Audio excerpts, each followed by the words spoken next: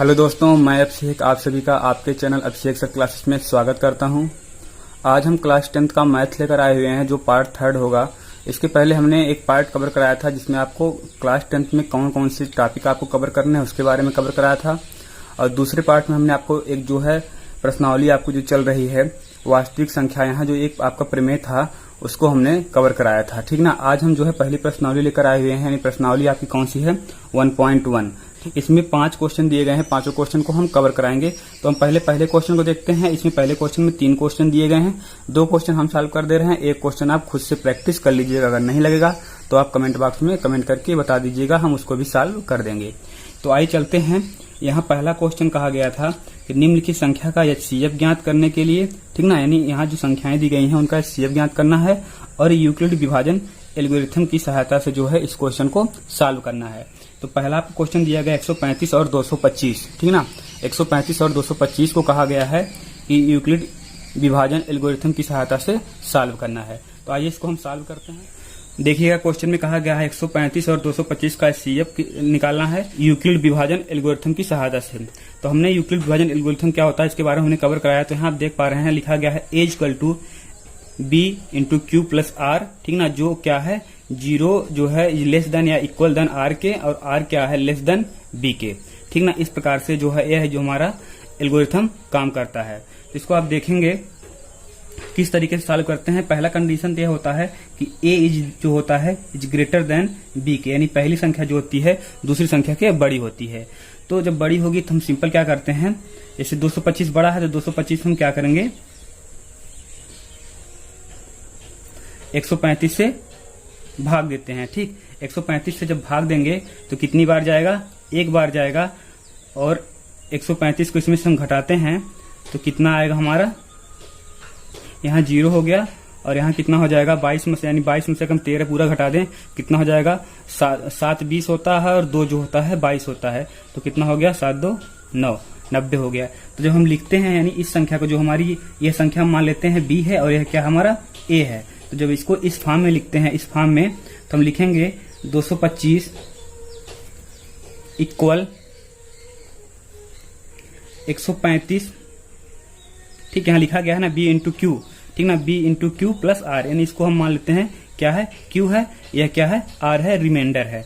135 into में 1 और plus का 90, ठीक। अब जो है यहाँ हमको क्या मिल गया, यानी 125 को इनके इक्वल में हम लिख दिए हैं। अब यहाँ पर क्या है आर इक्वल टू नॉट 0, ठीक ना, क्योंकि आर जब तक 0 नहीं होगा तब तक हम इस जो है एल्गोरिथम का हम प्रयोग करते रहते हैं।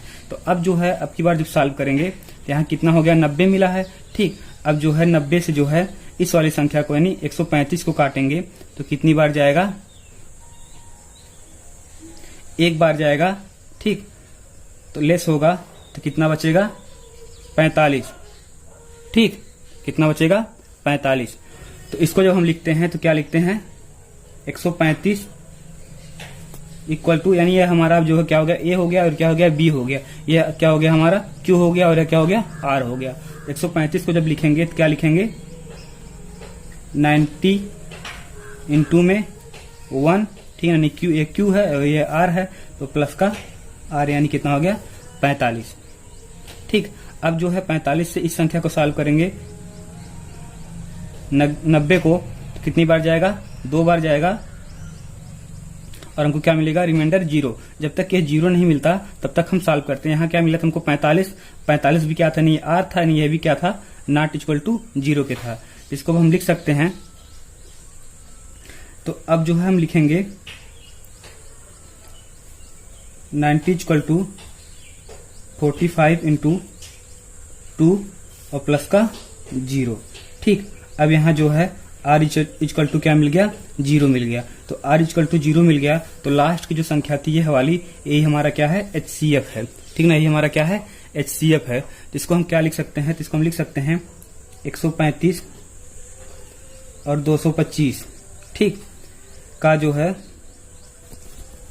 एचसीएफ कितना है 45 है, ठीक। ये हमारा क्या है आंसर। इस तरीके से हम इस क्वेश्चन को सॉल्व करते हैं। ठीक, तो हमने किया क्या, एक बार हम दोबारा आपको समझा दे रहे हैं कि हमने किया क्या। हमने कुछ नहीं किया, सिंपल हमने देखा कि एक संख्या ए है, ठीक ना, और एक संख्या क्या है, बी है। ठीक, एक संख्या ए है और एक संख्या बी है, तो क्या हुआ, ए इज ग्रेटर देन बी के। ठीक, तो सिंपल सी बात, अगर एक संख्या में जो संख्या बड़ी उसमें छोटी संख्या से भाग देंगे तो हमको कुछ जो है मतलब कुछ बार संख्या मतलब जाती है और कुछ रिमाइंडर बचता है। तो जो हमने अगर 225 में 135 से भाग दिया तो कितनी बार गया, एक बार गया, और रिमाइंडर कितना आया, 90 हुआ। ठीक ना, तो यहाँ हम 225 को लिख सकते हैं, क्या लिख सकते हैं, 135 इंटू में 1 और प्लस का 90, ठीक ना, जो कि 90 क्या है, रिमाइंडर है, और रिमाइंडर क्या होना चाहिए, 0 के बराबर होना चाहिए, और यह क्या है, 0 के बराबर नहीं है। तो दोबारा फिर हम इस 135 को जो है, अब 90 यहाँ शेष था, तो शेष से फिर काटेंगे तो कितनी बार जाएगा, एक बार, और कितना बचेगा, 45। तो फिर 135 को हम क्या लिख सकते हैं, 90 गुणे में 1 और प्लस का 45। अभी 45 अभी भी क्या है, 0 नहीं हुआ है। ठीक ना, तो अब यहाँ क्या था, यहाँ पर 90 था, अब 90 को फिर 45 से काटेंगे। ठीक, 90 को फिर 45 से काटेंगे तो 2 बार जाएगा, और अब रिमाइंडर हमको क्या मिल जाएगा, 0 मिल जाएगा। ठीक, तो इसको हम फिर 90 को लिख सकते हैं 45 गुणे में 2 और प्लस का 0। अब यहाँ हमको क्या मिल गया, रिमाइंडर 0 मिल गया। तो लास्ट की जो संख्या ये वाली थी, ये हमारा क्या होगा, HCF कहलाएगा। ठीक है, ये क्या कहलाएगा, इस प्रकार से दूसरे क्वेश्चन को देखते हैं। दूसरा क्वेश्चन जो हमारा है, यानी पहले का तीसरा वाला जो क्वेश्चन है पहले का, उसको हम सॉल्व कर रहे हैं। तो देखिएगा, यहाँ भी हम देख पा रहे हैं, यह हमारा क्या है, ए है, और यह क्या है, बी है। ठीक ना, इसको भी जो है HCF निकालना है यूक्लिड विभाजन एल्गोरिथम की सहायता से। तो देखिएगा, इसको जब सॉल्व करेंगे तो क्या हो जाएगा, इसको हम भाग देंगे कितने से, 225 से, यानी लिख सकते हैं 876 इक्वल टू 225 गुणे में कितनी बार जाएगा, 3 बार जाएगा। ठीक ना, कितनी बार जाएगा, 3 बार जाएगा, कितना हो जाएगा, 765। इसको काटेंगे, इसको जब घटाएंगे तो कितना बचेगा हमारा, 102। इसको लिख सकते हैं 3, यानी क्यू का मान कितना मिल गया, 3, और प्लस रिमाइंडर कितना बच गया शेष हमारा, 102। अब 102 से जो है 225 में भाग देंगे तो कितनी बार जाएगा, 2 बार भाग जाएगा, कितना मिलेगा, 204। अब इसको घटाएंगे तो कितना बचेगा हमारा, 51। ठीक ना, अब जो है इसको लिख सकते हैं, यानी 225 को लिख सकते हैं 102 गुणे में कितनी बार गया है, 2 बार गया है, 2, और रिमाइंडर कितना बचा है, 51। ठीक, इसके बाद जो है, अब अभी भी जो हमारा क्या है, आर नॉट इक्वल टू 0 है। ठीक ना, यहाँ पर भी क्या था, आर नॉट इक्वल टू 0 था, क्योंकि हमको आर जो है 0 चाहिए। तो इसको जो है दोबारा भाग देंगे 102 में, 102 में भाग देंगे, कितनी बार जाएगा, 2 बार जाएगा। ठीक, कितनी बार जाएगा, 2 बार जाएगा, और इसको घटा देंगे, कितना मिल गया, 0, यानी रिमाइंडर कितना मिल गया हमको, 0। तो यानी अब हम लिख सकते हैं 102 को हम लिख सकते हैं 51 गुणे में 2 और प्लस का 0। ठीक ना, अब हमको रिमाइंडर कितना मिल गया, यानी आर का मान कितना मिल गया, 0 मिल गया। तो आर का मान हमको जैसे ही 0 मिले तो हमारी जो ये वाली संख्या होती है, ये हमारा क्या होता है, HCF होता है। अर्थात हम लिख सकते हैं, और 225 का HCF कितना होगा, 51 होगा, जो क्या है, आंसर है।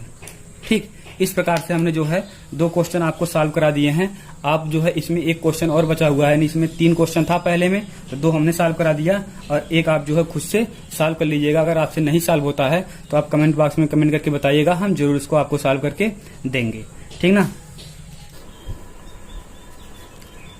दूसरे क्वेश्चन की तरफ चलते हैं। दूसरा क्वेश्चन हमारा दिया गया है, दर्शाइए कि कोई धन विषम, ठीक ना, धन विषम पूर्णांक 6q+1 या फिर 6q+3 या फिर 6q+5 के रूप में हो, जहां q कोई पूर्णांक हो। ठीक ना, जहां q कोई पूर्णांक हो, यानी कहा गया है कि कोई धनात्मक विषम संख्या पूर्ण लीजिए जो 6q+1 के फॉर्म में लिख सकते हैं जिसको हम, या फिर 6q+3 के फॉर्म में लिख सकते हैं, या फिर 6q+5 या फिर जो है 6q+5 के रूप में लिख सकें। ठीक ना, जहां q क्या हो, एक कोई पूर्णांक संख्या हो। तो आइए इसको सॉल्व कर लेते हैं।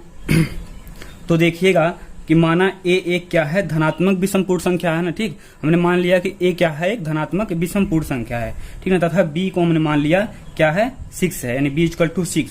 अब जो है यूक्लिड विभाजन प्रमेयिका के द्वारा हम जो है क्वेश्चन को सॉल्व कर लेते हैं। ठीक, अगर हम मान लें कि कोई संख्या, या जैसे हमने माना कि ए क्या है, हमारा एक धनात्मक विषम संख्या है, ठीक ना, और बी क्या है, 6 है, तो अर्थात हम 6 से इसमें भाग देंगे तो जो है वह क्यू बार जाएगा, ठीक ना, और कुछ जो है यहाँ पर हमारा आर यानी रिमाइंडर बचेगा। ठीक, तो आर क्या क्या बच सकता है, आर या तो 0 होगा, ठीक, या तो 1 होगा, या तो 2 होगा, या फिर 3 होगा, या 4 या फिर 5। यानी किसी भी संख्या में आप 6 से भाग देंगे तो या तो वो संख्या पूरी की पूरी कट जाएगी तो जो है शेषफल 0 आएगा, या फिर 1 बचेगा, या 2 या 3 या 4 या 5। इसके अलावा और कुछ भी रिमाइंडर नहीं आ सकता किसी संख्या में आप 6 से भाग देंगे तो, ठीक ना। यानी हम आर को क्या लिख सकते हैं, यानी हम ए को क्या लिख सकते हैं, ए इक्वल टू, ठीक, क्यू 6Q प्लस आर, ठीक ना, जहां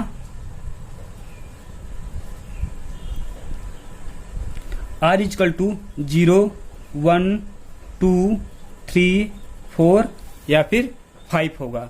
ठीक, अब चूंकि ए संख्याओं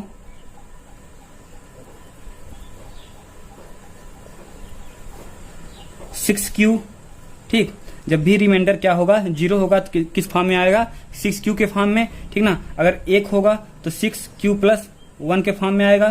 ठीक, अगर 2 रिमाइंडर आएगा तो 6Q प्लस 2 के रूप में आएगा। ठीक, और अगर 3 रिमाइंडर आएगा तो 6Q प्लस 3 के फॉर्म में आएगा। ठीक, और अगर जो है रिमाइंडर 4 होगा तो 6Q प्लस 4, और अगर 5 होगा तो 6Q प्लस 5 के रूप में आएगा। ठीक, इतने के रूप में हो सकता है रिमाइंडर। ठीक, अगर हम देखें, क्योंकि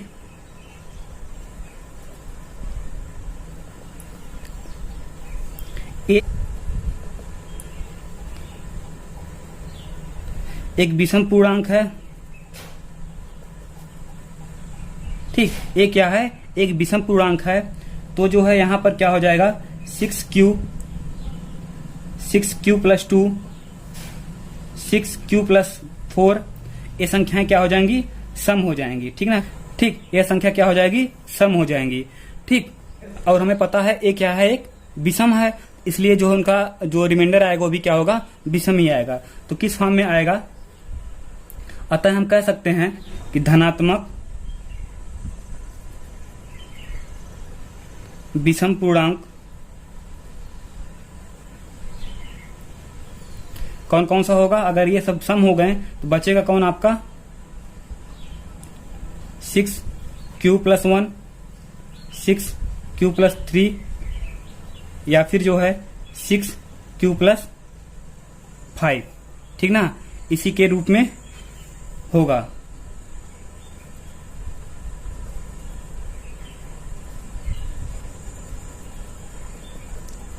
ठीक, इसके ही रूप में होगा। इस तरीके से जो हम क्वेश्चन को सॉल्व करेंगे। एक बार हम दोबारा आपको दिखा देते हैं कि जैसे हमने माना कि एक संख्या a है जो क्या है, धनात्मक पूर्ण संख्या है। ठीक ना, धनात्मक विषम पूर्ण संख्या है, और b इक्वल टू क्या हमने 6 माना। ठीक, अब जो है अगर हम कोई एक संख्या a को मान लिए हैं, अगर क्या है, एक हमारी एक संख्या है, अगर उसमें 6 से भाग देंगे तो आपको पता है कि कुछ यहाँ पर आपको भागफल मिलेगा, यानी हमने माना q है। ठीक, और उसका कुछ न कुछ जो है रिमाइंडर मिलेगा। अगर रिमाइंडर की बात कर ले तो रिमाइंडर हो सकता है कि 0 हो, या फिर 1 हो, या फिर 2 हो, या फिर 3 हो, या फिर 4 या फिर 5 आ सकता है जब भी हम 6 से भाग देंगे किसी भी संख्या में। तो a equal to 6Q plus R के रूप में मिल सकता है। ठीक ना, जहां पर R क्या हो सकता है, 0, 1, 2, 3, 4, 5 हो सकता है। ठीक, तो a संख्या जो हमारा किस किस फॉर्म में मिल सकता है, अगर 0 होगा तो क्या होगा, 6Q के फॉर्म में मिलेगा। ठीक, अगर रिमाइंडर 1 होगा तो क्या होगा, 6Q प्लस 1 के रूप में हो सकता है। अगर रिमाइंडर 2 होगा तो 6Q प्लस 2 के रूप में हो सकता है। अगर 3 होगा तो 6Q प्लस 3 के रूप में हो सकता है।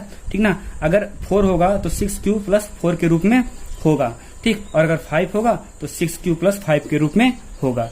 ठीक, ऐसे कंडीशन में कहा गया है कि a जो है एक धनात्मक विषम पूर्ण संख्या है। ठीक, अगर आप देख पा रहे हैं 6Q प्लस 2, 6Q प्लस 4, ये संख्याएं कौन सी होंगी, सम होंगी, ठीक ना। अर्थात जो संख्या 6 से पूरी कर जाए वो भी सम होंगी, अर्थात उसका रिमाइंडर 0 होगा। अगर रिमाइंडर 2 बचता है तो वो भी संख्या क्या होगी, सम संख्या ही होगी। जिसे हमने मान ले 14 ले लेते हैं संख्या, और 14 को हम 6 से भाग देंगे तो 6 दूनी 12, 2 शेष बचा, इसका मतलब 2 शेष सम संख्या मिला है, वो संख्या भी सम रही होगी, ठीक ना, यानी 14 भी सम है।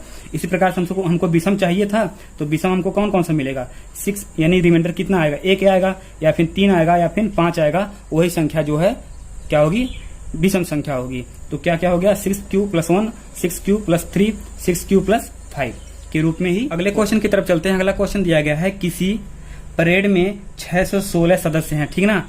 उसमें जो है कहा गया है कि टुकड़ियों को 32 सदस्यों वाले एक आर्मी बैच के पीछे मार्च करना है, ठीक ना। दोनों समूह के सामने समान संख्या स्तंभों में मार्च करना है, उन स्तंभों की अधिकतम संख्या क्या होगी, ठीक ना। तो आइए इस क्वेश्चन को समझिएगा। अगर हम मान लें, हमारा जो कौन सा क्वेश्चन था, तीसरा क्वेश्चन था, ठीक ना। ये कौन सा है, तीसरा है। अगर हम मान लें स्तंभों की अधिकतम संख्या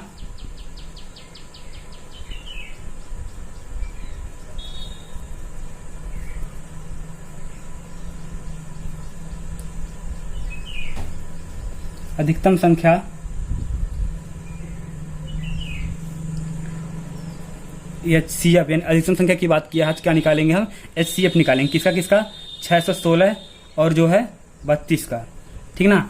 अब जो है यहाँ हम देख पा रहे हैं 616 क्या है, बड़ा है किससे, 32 से, ठीक। तो अब हम क्या करेंगे, यहाँ पर क्या करेंगे, यूक्लिड विभाजन एल्गोरिथम का प्रयोग करेंगे।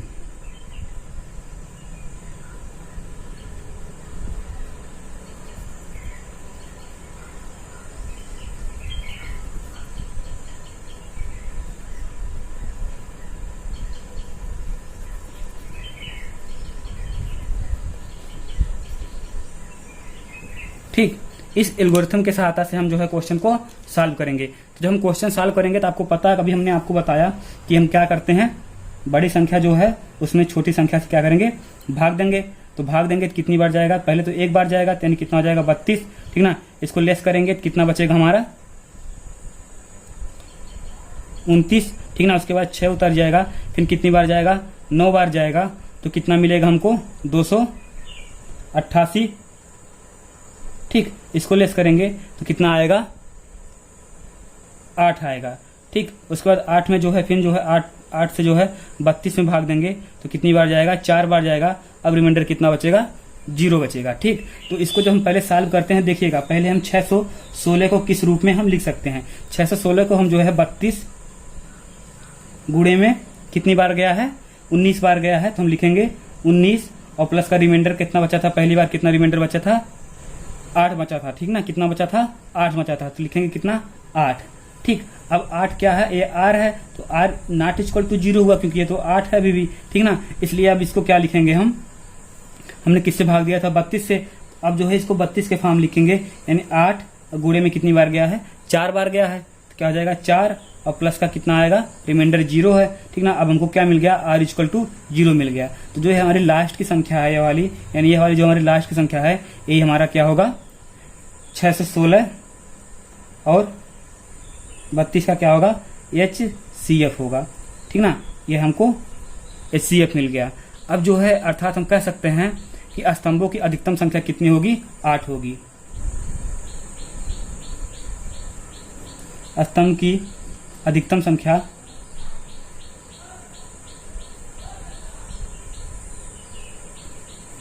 कितनी होगी, 8 होगी, जो क्या हमारा आंसर है, ठीक।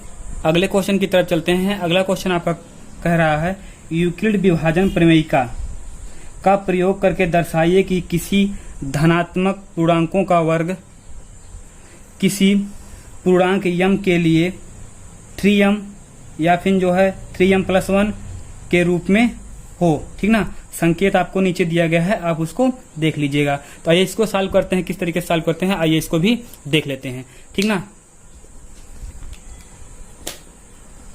तो यहाँ पर आप देख पा रहे हैं, हम जो है आपके लिए पहले से सॉल्व करके रखे हैं, ताकि जो है आपको सिर्फ समझना हो, ताकि आपका टाइम बच सके और आपको कोई जो है टाइम का नुकसान ना हो, ठीक ना। तो आइए देखते हैं किस तरीके से सॉल्व करते हैं। हम समझा रहे हैं, आप जो है अच्छे से खूब समझिएगा, ठीक ना। मान लेते हैं एक क्या है, धनात्मक पूर्णांक है, ठीक ना। आपके क्वेश्चन में कहा गया था एक जो है धनात्मक पूर्णांक संख्या होगी। हमने माना a जो है एक धनात्मक पूर्णांक संख्या है, ठीक ना।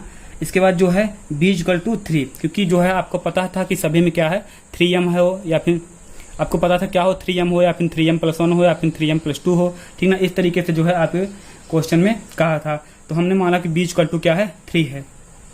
अब देखिएगा, अब बात कर लेते हैं कि अगर जो है कोई संख्या हो a, ठीक ना, अगर कोई संख्या a हो तो उसमें जब हम 3 से भाग देंगे तो जाहिर सी बात है q बार जाएगा, ठीक ना। उसके बाद कुछ न कुछ यहाँ पर आपका क्या आएगा, रिमाइंडर आएगा।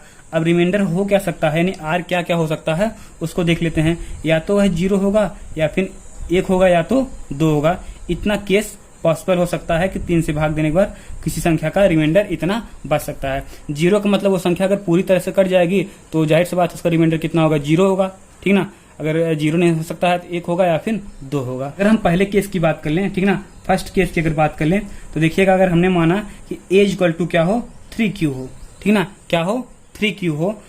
आपने क्वेश्चन में देखा था, क्वेश्चन में क्या कहा गया था कि धनात्मक पूर्णांकों का क्या करना हो, वर्ग, ठीक ना, क्या करना हो, वर्ग। तो आइए वर्ग करते हैं। अगर हम मान लेते हैं a संख्या थी, ठीक ना, उसका वर्ग करते हैं तो क्या हो जाएगा, a का वर्ग हो जाएगा, ठीक। तो जो a बराबर हम 3q लिए हुए हैं तो इसका भी वर्ग होगा, ठीक ना, 3q का भी वर्ग होगा, ठीक। तो हमको क्या मिलेगा, 3 का वर्ग होगा तो 9 हो जाएगा, q का वर्ग होगा q, यानी 9 और q स्क्वायर। तो हमको क्या मिल सकता है, अगर इसको हम लिखना चाहें इस 9 को हम लिख सकते हैं 3 और ब्रैकेट के अंदर 3, ठीक ना। यानी इसमें से 3 कॉमन ले लिए, क्या हो जाएगा, 3 बाहर आ गया, अंदर क्या बचा 3 और q का स्क्वायर। हम इसको जो है इस फॉर्म में भी लिख सकते हैं, ठीक। अब आगे बात करते हैं। तो अब देखिएगा, हम इसको इस तरीके से लिख रहे हैं, यानी इस 3 को हम जो है 3 लिख दिए, ठीक। और इसको इतने को हमने क्या लिखा, m लिखा, ठीक ना, क्या लिखा, m लिखा, ठीक। इसलिए हमने यहाँ पर लिखा क्या हो गया, 3m हो गया। तो आगे हमने लिखा है कि जहां m इक्वल टू क्या है 3q स्क्वायर, ठीक ना, इतने के बराबर, यानी इतने के बराबर हम जो है m को डिनोट कर दिए हैं। अब दूसरे केस की बात कर लेते हैं कि दूसरे केस में क्या होगा कि अगर हम मान लेते हैं a इक्वल टू अब की बार क्या हो 3q+1 हो, ठीक ना, क्या हो, या अगर रिमाइंडर 1 आ जाए तो क्या हो जाना चाहिए 3q+1 होगा। तो अब की बार वर्ग करेंगे, a का वर्ग करेंगे तो a का वर्ग हो जाएगा, और उसके बराबर में क्या है 3q+1 है, तो इसका भी वर्ग होगा। इसका वर्ग होगा तो आपको पता है कि अगर जो है a प्लस b का होल स्क्वायर होता है तो क्या मिलता है हमको, a स्क्वायर प्लस का 2ab और प्लस का b स्क्वायर, ठीक ना, यह संख्या हमको मिलती है। तो यहाँ से हमको क्या हो जाएगा, a का स्क्वायर यानी 3q का स्क्वायर और प्लस 2ab होता है तो क्या हो जाएगा 2 और a हो गया, और b की जगह एक था, एक हमने लिखा ही नहीं, ठीक ना। और दूसरी संख्या अगर होती है b स्क्वायर होती है तो हमने लिखा b, ठीक। अब इसको सॉल्व करेंगे, यहाँ 3 है, 3 का स्क्वायर होगा 9 और q का स्क्वायर होगा q, यानी कितना हो जाएगा 9q स्क्वायर, और प्लस में यहाँ 3 दूनी 6 हो जाएगा, कितना हो जाएगा 6q और प्लस का 1, ठीक। इस प्रकार से आगे चलते हैं। तो देखिएगा, अगर इसमें से अगर हम जो है 3 कॉमन ले लें तो 3 कॉमन लेंगे, तो अगर हम कॉमन ले रहे हैं इसमें से 3q तो क्या बचेगा अंदर, यहाँ से हमने 3q कॉमन लिया तो अंदर क्या बचा 3q, और यहाँ से 6 में से 3q हमने कॉमन लिया तो क्या बचा 2 बचा, ठीक ना, इतना बचा। और बाहर जो आपका 1 था वो बाहर क्या हो गया 1 हो गया। अब देखिएगा, इसको जो है हम क्या लिख रहे हैं 3m की फॉर्म में लिख रहे हैं, ठीक ना। अब m बराबर क्या है, अब देख पा रहे हैं इतनी संख्या जो यहाँ दिख रही है इसको m के रूप में लिख दे रहे हैं। तो यहाँ हमने लिखा 3m, ठीक ना, यानी 3 तो यह संख्या हो गई, और m जो है यहाँ से लेकर के, यानी यहाँ से लेकर के ये पूरी आपकी संख्या हो जाएगी, यानी q इंटू में 3q+2, ठीक ना, बाहर का 1 यानी 3m प्लस का 1। अब जहाँ आप देख पा रहे हैं क्या है, यहाँ थोड़ा सा मिस प्रिंटिंग हो गई लिखने में, यहाँ क्या होना चाहिए था m इक्वल टू यहाँ से q, ठीक, और अंदर का 3q और प्लस 2 इतना होगा, ठीक। अब देखिएगा, ऐसे में जो है दूसरे केस की हमने बात कर लिया। अब तीसरे केस की बात करते हैं। तीसरे केस में क्या होगा, जब रिमाइंडर कितना हो जाए 2 आए, ठीक ना, जब रिमाइंडर कितना हो 2 हो। तो देखिएगा a इक्वल टू 3q+2, अब इसका वर्ग करेंगे तो इसका भी वर्ग होगा। अब देखिएगा क्या हो जाएगा 3q का वर्ग होगा, ठीक है, 3q का वर्ग, और दूसरी संख्या यहाँ क्या है 2 है, क्या हो जाएगा 2 का वर्ग, और अंदर क्या हो जाएगा 2ab होता है तो 2 हो गया, और a हो गया और b हो गया। अब जो है यहाँ कितना हो जाएगा 9q स्क्वायर, और यहाँ क्या हो जाएगा 3 दूनी 6, 6 दूनी 12, 12q हो जाएगा, और यहाँ 2 दूनी 4 हो जाएगा, ठीक, इस प्रकार से जो है अब इसको सॉल्व करेंगे तो इसको हम क्या लिख सकते हैं, दूसरे फॉर्म में भी थोड़ा सा लिख सकते हैं। यानी एचसीएम है, यहाँ 4 को हमने क्या लिख दिया, 3 + 1 के रूप में लिख दिया। अब यहाँ से अगर हम जो है 3 कॉमन ले लें तो यहाँ से 3 कॉमन ले लेंगे तो कितना अंदर बचेगा 3, और क्यू था, क्यू स्क्वायर था तो क्या बच गया क्यू स्क्वायर। ठीक, यहाँ क्या हो जाएगा, इसमें से 12 से हमने 3 कॉमन लिया तो क्या बचा 4, क्या हो जाएगा 4 क्यू। ठीक, यहाँ से क्या हो जाएगा 3 हमने बाहर ले लिया तो कितना बच गया 1, और बाहर का 1 था वो हो गया 1। ठीक, अब देखिएगा इसी को हम लिखेंगे, यानी इतने पूरे को हम क्या लिख दे रहे हैं, यम लिख दे रहे हैं। तो इसी को हम क्या लिख सकते हैं 3m प्लस का 1। ठीक ना, इस फॉर्म में भी हम लिख रहे हैं। तो आगे लिखा गया है 3m, यानी इतने के बराबर, पूरे के बराबर क्या हो गया यम हो गया। ठीक, तो यम लिख दिए हैं और बाहर 1 था तो प्लस का 1। ठीक, जहां हमने आगे लिखा है, जहां हमने यम बराबर क्या है 3q स्क्वायर और प्लस का 4q और प्लस का 1 है।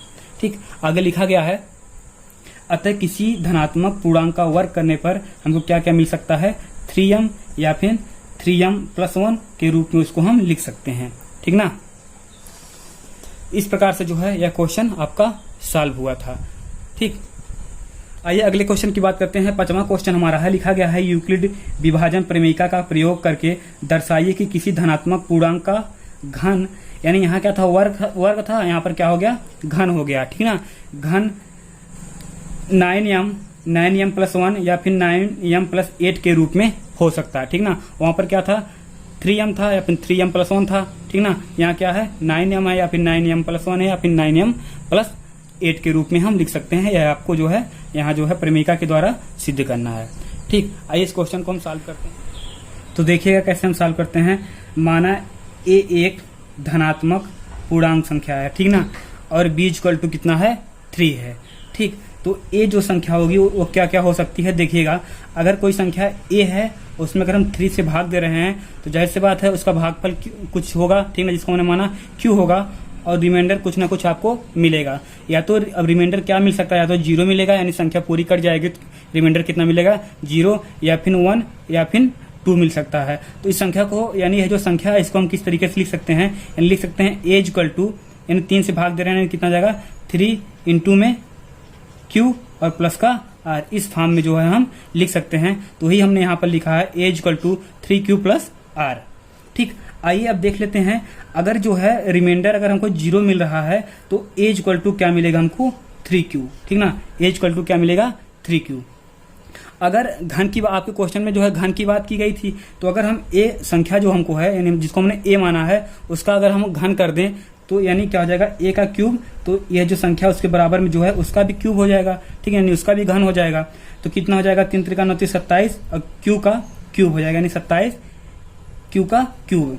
तो देखिए इसको हम किस तरीके से लिख सकते हैं, इसमें हम अगर 9 कॉमन ले लें तो 27 से 9 कॉमन ले लेंगे, अंदर कितना बचेगा 3q का क्यूब। इस तरीके से हमने इसको लिख दिया।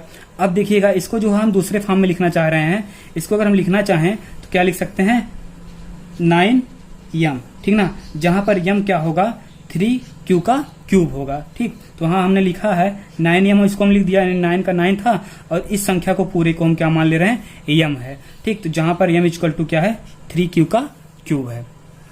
अब दूसरे केस की बात करते हैं। अगर दूसरे वाले केस में हम मान लेते हैं कि रिमाइंडर 1 आ जाए। ठीक ना, रिमाइंडर कितना आ जाए 1 आ जाए। ठीक है, रिमाइंडर 1 आ जाएगा तो क्या हो जाएगा 3q + 1 हो जाएगा a = अब इसका क्यूब कर देंगे तो a का क्यूब हो जाएगा, तो 3q + 1 का भी क्यूब हो जाएगा।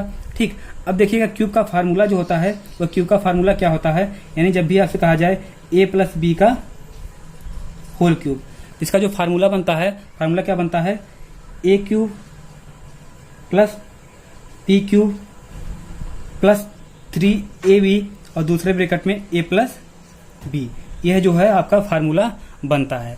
ठीक, तो आइए इसको फार्मूले पर तोड़ लेंगे। कितना हो जाएगा 3q का होल क्यूब + 1³ + 3ab होता है तो कितना हो जाएगा 3 × में 3q + का 1 और ब्रैकेट में a + b होता है तो 3q + 1 हो जाएगा।